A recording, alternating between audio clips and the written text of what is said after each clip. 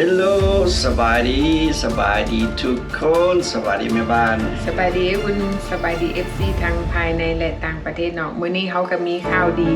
มาเล่าให้พี่น้องเขาฟังเนาะข่าวดีก็คือว่าอันนี้เป็นข่าวดีของพี่น้องลาวม่งเฮาเนาะพี่น้องเพราะว่าที่ผ่านมาได้มีพี่น้องลาวม่งเฮาก็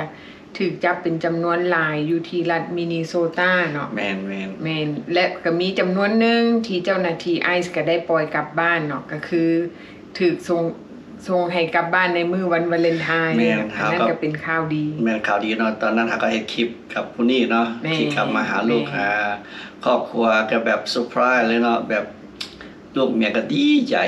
ที่เห็นพ่อกลับมาบ้านแต่สุดนี้เขากลับมา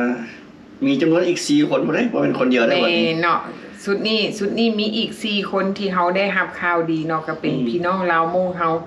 ซึ่งว่า4คนนี้ก็อยู่รัฐมินนิโซตาเนาะ4คนนี้ก็มีชื่อว่าบรองย่างเนาะมาจากรัฐมินนิโซตาแม่นแล้วก็ลูแย่งนี่เพิ่นมาจากรัฐมิชิแกนและอีกฟองแข้งนี่ก็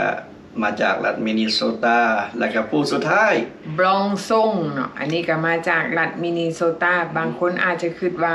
อ้าว4คนนี้ถูกปล่อยได้แนวใดเนาะ4คนนี้แมนเขามีทนายความหรือว่าแมนลอเยอร์นั่นเองที่ไปประกันตัวเอา4คนนี้ออกมาแล้วบ่แม่นว่าทนายผู้เดียวได้ทนายของแต่ละคนที่เขาเจ้าไปประกันตัวออกมาแม่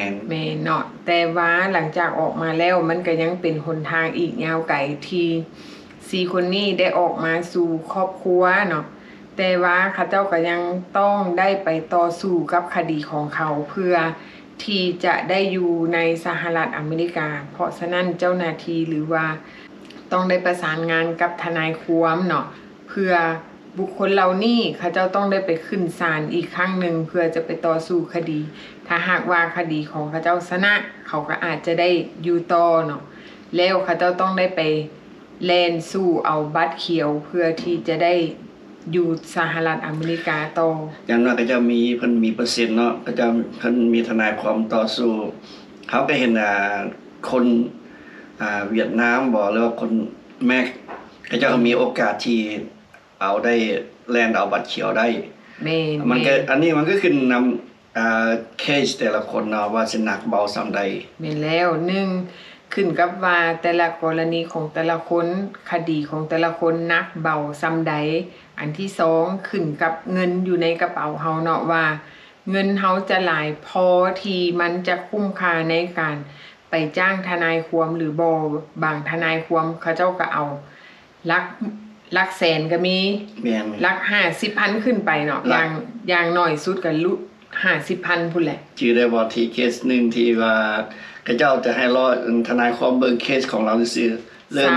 20,000 เริ่มต้นซื่อแม่นเบิ่งซื่อแม่นเนาะอันนี้แม่นถ้าหากว่า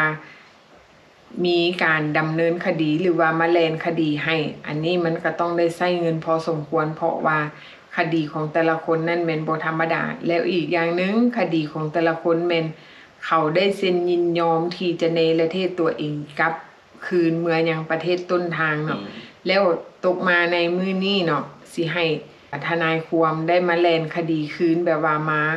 เปิดคดีคืนใหม่เนาะเพื่อที่จะให้ศาลตัดสินคืนใหม่อีกเทื่อนึงเพราะว่าที่ผ่านมาศาลได้ตัดสินไปแล้วเนาะแล้วจะมาให้ศาลฮื้อคดีคืนแล้วมาตัดสินเรื่องคดีนี่มันก็บ่แม่นเรื่องง่ายถามว่ามันยากบ่มันก็ยากพอสมควรอันนี้มันก็ต้องใช้เวลาแล้วก็ใช้พยานหลักฐานแล้วก็ใช้เงินเนาะสิ่งสำคัญก็คือเงินบางคนก็คิดว่าเฮาสิสู้ได้เนาะแล้วอีกอย่างนึงทนายความบางคนเขาอาจจะบอกว่าสู้ได้ให้เฮาสู้ไปเนาะคนที่ได้เงินก็แม่นทนายความแต่ว่าถ้าหากว่าเฮาพบทนายความที่เขาซื่อสัตย์เขาอาจจะบอกว่าโอ้คดีของเจ้ามันไปต่อบ่ได้บางคนก็เขาก็ตอบปฏิเสธเฮาไปเลยเพราะว่าเขาอีโตนแม่นบางทนายความก็อยากจะแลนเฮ็ดเวียกเพื่อได้เงินเฮาก็บ่แน่ใจกันแล้วเฮาก็ต้องเขาต้องได้สืบสวนแบบresearch เบิ่งว่าทนายความแต่ละคนไว้เนื้อเสียใจได้ส่ำใดเนาะแม่นแล้วอีกอย่างนึงเนาะทนายความบางคนคือ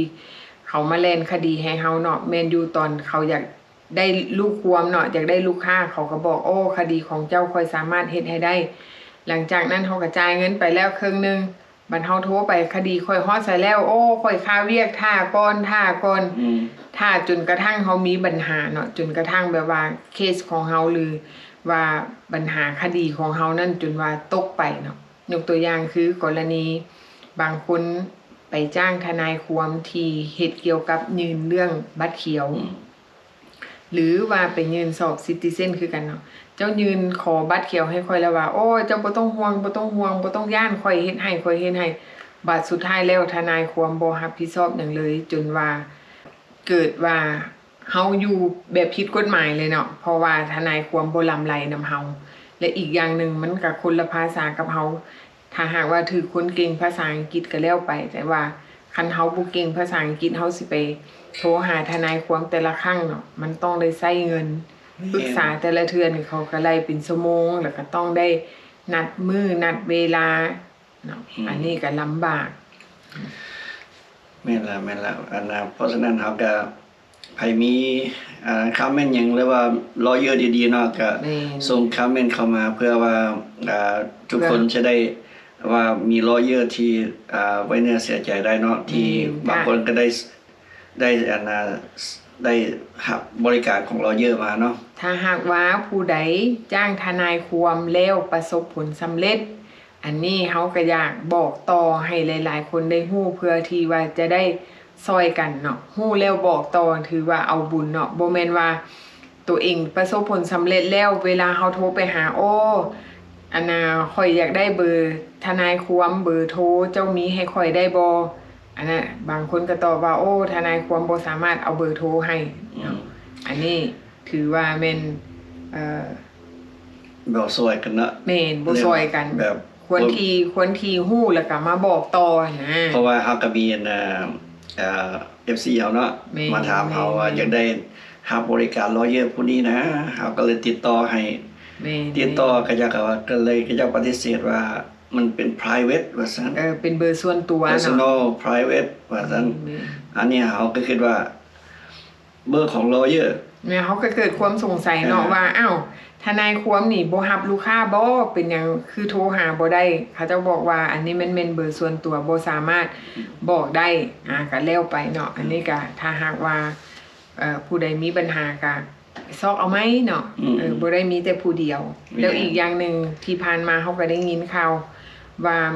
บางคนไปจ้างทนายความตั้ง 2-3 คนเนาะก็บ่สามารถแล่นคดีให้ได้เขาเจ้าจนขายเฮือนขายซ่านผู้ใดไปจ้างทนายความเพื่อจะเล่นคดีจนทนายความอีตูนทนายความคนสุดท้ายนี่เขาอีตูนเขาบอกว่าเจ้าบ่ต้องไปจ้างทนายความคนใดอีกแล้วเพราะว่าคดีของเจ้ามันสู้ไปเจ้าก็เสียเงินละล่าเนาะเคสของเจ้าแล่นไปก็บ่ชนะเขาจนอีตูนเขาจนบอกให้หยุดเนาะเขาจนบอกว่าให้เจ้ายอมรับถ้าหากว่ามีสื่อส่งเมือยังประเทศต้นทางให้เจ้าเมือซะเพราะว่าเจ้าควรเก็บเงินที่เจ้าจะไปจ้างทนายความนี่เอาไว้ไปเริ่มต้นชีวิตใหม่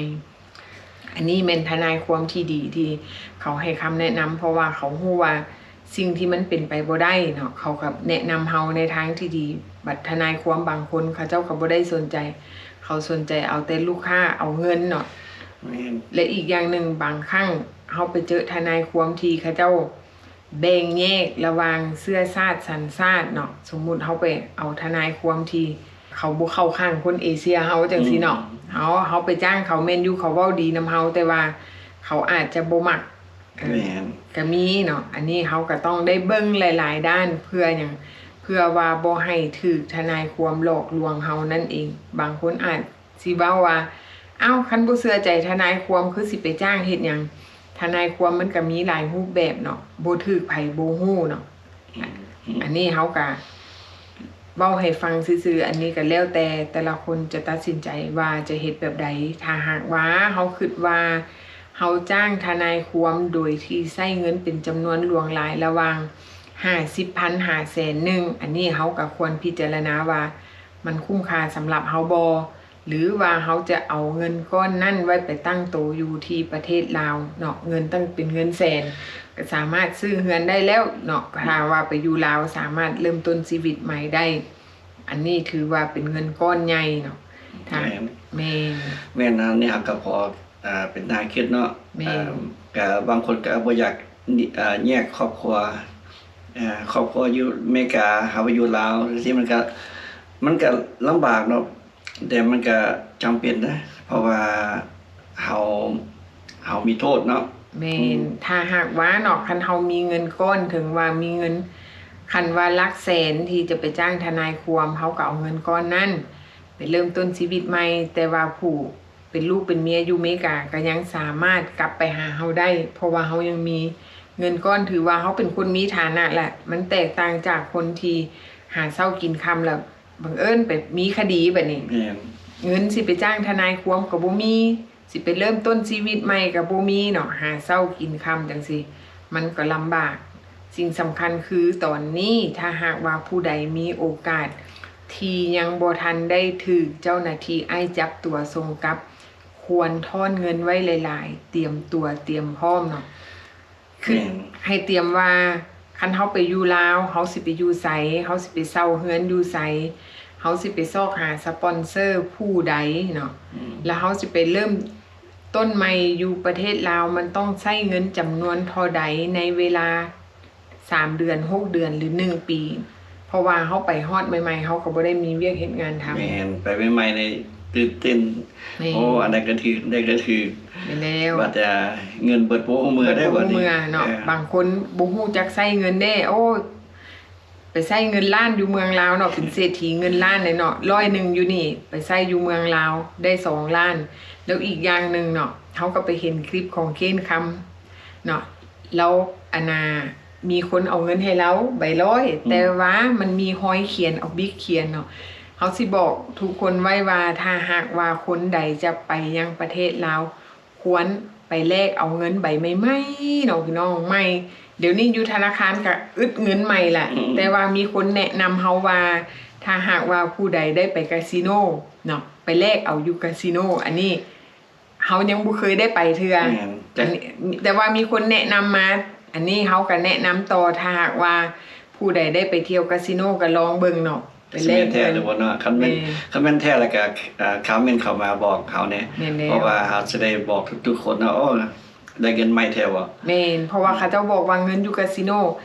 ไม่เอี่ยมว่าซั่นเด้เนาะเฮาก็ยังบ่เคยได้แลกเทื่อเอาไว้เทื่อหน้าคันเฮามีโอกาสเฮาไปลาวเฮาก็สิลองไปแลกเบิ่งว่าเขาเจ้าสิให้เฮาแลกบ่เนาะ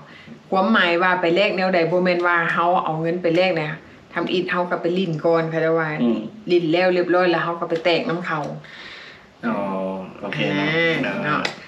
สำหรับคลิปนี้ครับก็จะไว้หยุดเพียงเท่านี้เนาะเจอกันคลิปหน้าเนาะ โอเคเนาะพี่น้อง อันนี้ก็เป็นข่าวดีที่เอามาเล่าให้ทุกคนได้ฟังพอกันใหม่คลิปหน้า ถ้าหากว่ามีอย่างเปลี่ยนแปลงเนาะพี่น้องเนาะ โอเคพอกันใหม่เด้อ บ๊ายบาย บ๊ายบาย